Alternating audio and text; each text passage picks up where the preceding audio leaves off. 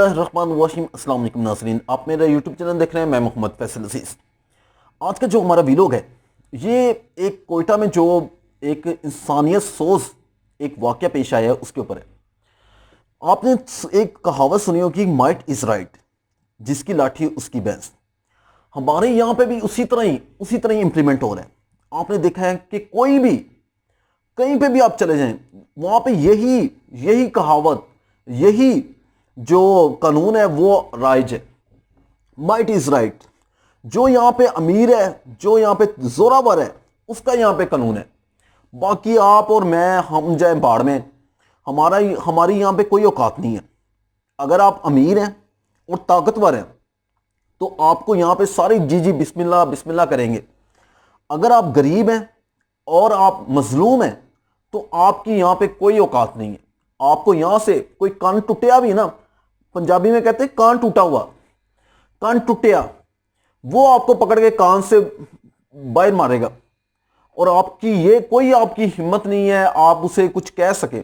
اگر آپ نے اسے کچھ کہہ دیا ہے تو یہ سارے ہی اس کے ساتھ ہو جاتے ہیں، آپ ہی کو قصوروار ٹھہرا کے آپ ہی کو اندر کر دیں گے۔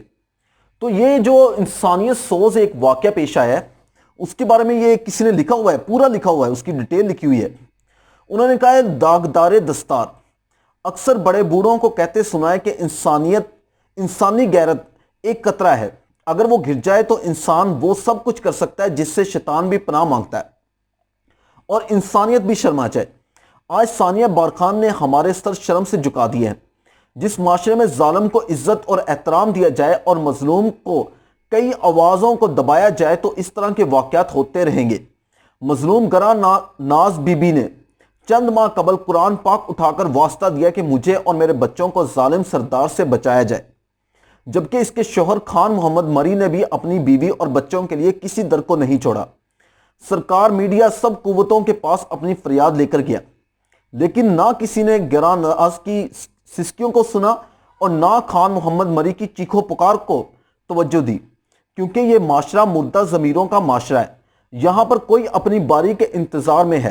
افسوس تو اس بات کا ہے کہ اس ثانیے کے مرکزی کردار اس وقت بھی بحیثیت وزیر سرکاری مراعات اور پروٹوکول کو انجوائے کر رہا ہے۔ اگر کوئی مہذب معاشرہ ہوتا تو اس وقت تک نہ صرف اس طرح کی ظلم اور بربریت پر مجرم گرفتار ہوتا بلکہ تمام مراز سے سبکدوش بھی کیا جاتا۔ لیکن افسوس کہ ہم ایک ایسے معاشرے میں زندہ ہیں جہاں انسان کو موت تک انصاف کے لیے در در کی ٹھوکریں کھانی پڑتی ہیں۔ ثانیہ بارخان نے نہ صرف بلوچی غیرت کو شرمندہ کر دیا بلکہ بلوچی غیرت کی علامت دستار کو بھی داغدار کر دیا۔ بی بی گراں ناز کو تو اس کی زندگی میں ہم انصاف نہیں دلا سکے، ان کے قاتلوں کو سزا دلانے کے لیے ہم سب کو اپنا کردار ادا کرنا پڑے گا۔ ہمارے یہاں پہ بالکل اسی طرح پچھلے 1-2 سال پہلے آپ نے دیکھا ہوگا، وہاں پہ ایک بلوچستان میں ایک آدمی کھڑا اشارے پہ، وہ جو ہوتے ہیں ٹریفک پولیس والے، وہ بیچارہ اشارے پہ کھڑا ہو کے ٹریفک کی روانی کو صحیح کر رہا تھا، تو پیچھے سے ایک لینڈ کروزر پہ ایک صاحب آئے، انہوں نے اڑا کے اسے مارا۔ اس کی بیچارے کی مجھے لگتا ہے بوٹیاں بھی نہیں ملے ہوں گی جس طرح اسے اڑا کے مارا۔ آپ پچھلے 2 سال کی پہلے کی بات ہے، آپ اس کی ویڈیوز دیکھ لیں تو اسے بحیثیت ایک غیرت مند ہونے کے ناطے اسے رہا کر دیا گیا کہ کوئی ثبوت نہیں ملے۔ اور یار ثبوت کہاں سے ملیں گے؟ کس نے ثبوت لانے؟ کوئی آسمان سے آ کے فرشتے ثبوت لائیں گے؟ ثبوت کہاں سے ملیں گے؟ مجھے بتائیں، ثبوت کس نے ڈھونڈنے ہوتے ہیں؟ اداروں نے ثبوت ڈھونڈنے ہوتے ہیں۔ پتہ نہیں کب انصاف ملے گا اس ملک میں کہ ہم انصاف کو ہم کہیں گے کہ انصاف مل رہا ہے اور بول بالا ہو رہا ہے۔ اللہ کی لاٹھی بے آواز ہے، وہ نہیں چھوڑتی اور کسی کو بھی نہیں چھوڑتی۔ جتنے بھی اس طرح کے ظالم لوگ ہیں، بدکار لوگ ہیں، ان کو پکڑ کے اللہ کی ذات نے ان کو اندر کرنا ہے اور کسی کو نہیں چھوڑنا۔ وہ اسی پہ ایک ایگزامپل ہے، ایک مرغے کی ایگزامپل انہوں نے دی ہے اور بہت ہی اچھی ایگزامپل دی ہے جو میں آپ لوگوں کے ساتھ بھی شیئر کر رہا ہوں۔ انہوں نے کہا کہ بغیرتی کی 100 باتوں سے مرغے کی یہ ایک نصیحت بہتر ہے۔ ایک شخص نے ایک مرغا پالا تھا، ایک بار اس نے مرغا ذبح کرنا چاہا۔ جیسے ہمارے یہاں پہ بہت ساری ہوتی ہیں، اگر کسی کو مارنا چاہیں تو بہت ساری لوگ وجوہات نکال لاتے ہیں، اور اس پہ اگر کوئی نہ بھی کوئی اس کی خلاف کوئی بات ملے تو کوئی نہ کوئی اس کے خلاف بات نکال لاتے ہیں اور اسے اندر کر دیتے ہیں۔ ایک شخص نے ایک مرغا پالا تھا، ایک بار اس نے مرغا ذبح کرنا چاہا۔ مالک نے مرغے کو ذبح کرنے کا کوئی بہانہ سوچا اور مرغے سے کہا کہ کل سے تم نے اذان نہیں دینی ورنہ ذبح کر دوں گا۔ مرغے نے کہا ٹھیک ہے آقا، جو آپ کی مرضی۔ صبح جو ہی مرغے کی اذان کا وقت ہوا تو مالک نے دیکھا کہ مرغے نے اذان تو نہیں دی، لیکن حسب عادت اپنے پروں کو زور زور سے پھڑپڑایا۔ مالک نے اگلا فرمان جاری کیا کہ کل سے تم نے پر بھی نہیں مارنے ورنہ ذبح کر دوں گا۔ اگلے دن صبح اذان کے وقت مرغے نے حکم کی تعمیل کرتے ہوئے پر تو نہیں ہلائے، لیکن عادت سے مجبوری کے تحت گردن کو لمبا کر کے اوپر اٹھایا۔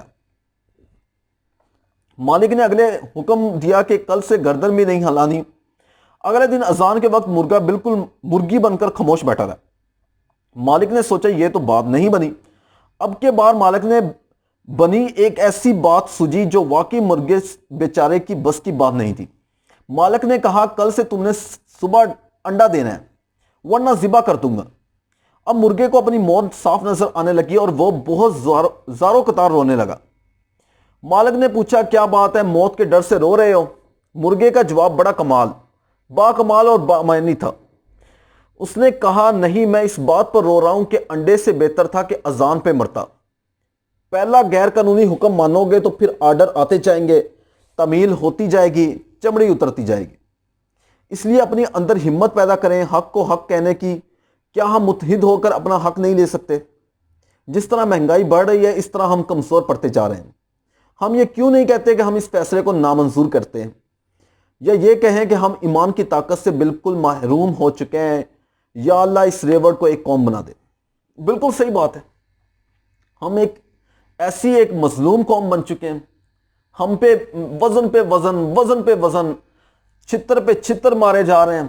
ہم بھی وہ سہمی جا رہے ہیں، سنی جا رہے ہیں اور دیکھی جا رہے ہیں کیا ہو رہا ہے۔ یار اللہ نے ہمیں آنکھیں دی ہیں، زبان دی ہے، طاقت دی ہے، اپنا حق لینا سیکھیں۔ اپنا حق اپنے بازوؤں سے لیا جاتا ہے، نہ کہ لوگوں کو دیکھ دیکھ کے لیا جاتا ہے۔